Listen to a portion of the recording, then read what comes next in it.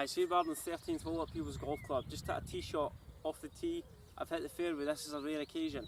So we've got a wedge in our hands and we're looking to hit the ball nice and close to the hole. The green's nice and narrow, so the biggest common denominator I see with lack of ball speed with hitting driver, and generally just the lack in consistency with driver, is kind of all related to these two simple drills. So let's get started and let me show you what we're going to do today. So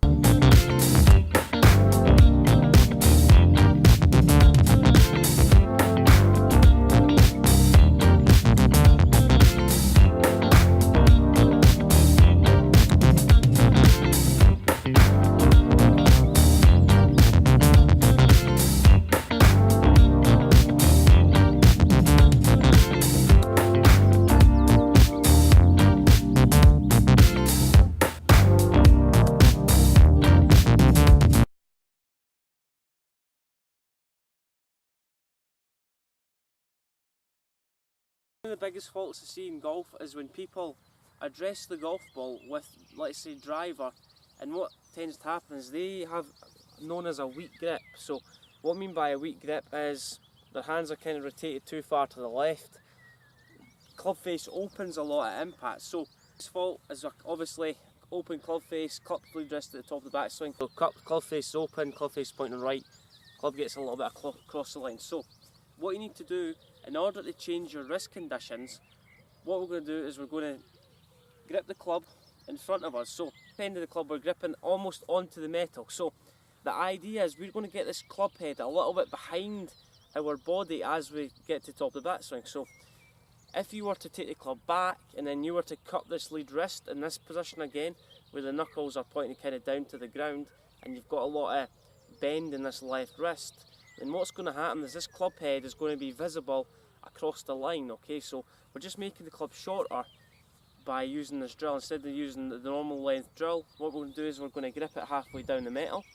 So if we get into our cup position, then the club head's kind of going to be pointing across the line and you're going to be visibly able to see that. So what we need to do is we need to try and get this club head moving more behind this way.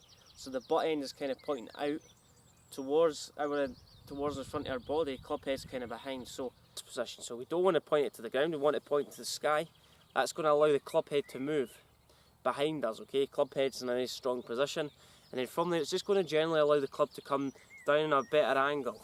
That drill is a good drill to use if you're struggling with your wrist angles. Okay, so the main idea is we need to try and get our left wrist in a more bowed position. So what I mean by bowed is kind of the back of the wrist is pointing towards the sky. Our thumbs are kind of pointing away from the wrist angle in this way. That's cupped, where the thumbs are kind of pointing down in front of the wrist angle. We want to get in that position. So we're gripping the club halfway down. We're allowing the club head to move behind the butt end, okay, and allowing the thumbs to point more away from the target. That's just going to generally allow you to get more ball speed into impact. Fault number 2 is kind of related to how we make the ground our friend. So the fault kind of relates back to, as people take the club to the top of the backswing, what kind of happens is it's all related to kind of early extension and the movement away from the golf ball towards the golf ball. So we take the club back, and what starts to happen is a lot of people kind of thrust their hips forward, their legs straight, and their pelvis kind of remains back the way. Heels come off the ground, their toes are almost fully pointing down towards the ground. So that generally doesn't create a lot of interaction with the ground. Is a good drill I always say to golfers is, so allow your left foot, Ben Hogan always used to say, allow your left foot to move on the way back. That's just going to generally help you get weight into your right foot on the backswing.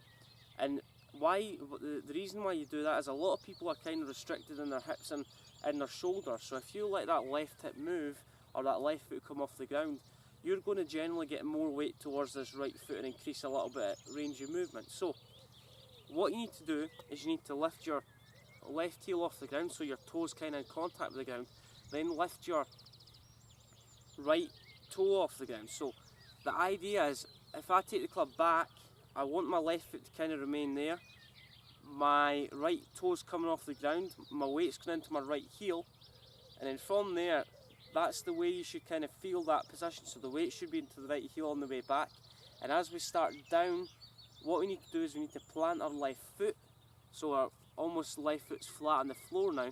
That's just going to allow us to get weight onto our left foot as we start the golf swing. That's just generally going to get the left hip to start out of the way first. And then we plant our right foot, and then from there we're going to create more power into the ground. The heel comes off the ground. From there we want the right toe to come off the ground as well. So even if you think about lifting your left foot off the ground, stopping there, planting it back down, so just trying to feel that movement. So we take the left heel off the ground again, we're getting our right heel to kind of feel like it's sinking into the ground. So that makes our right toe come off the ground slightly, so it's pointing higher than the heel. So the left foot comes off the ground, and from there our weight's into our right heel.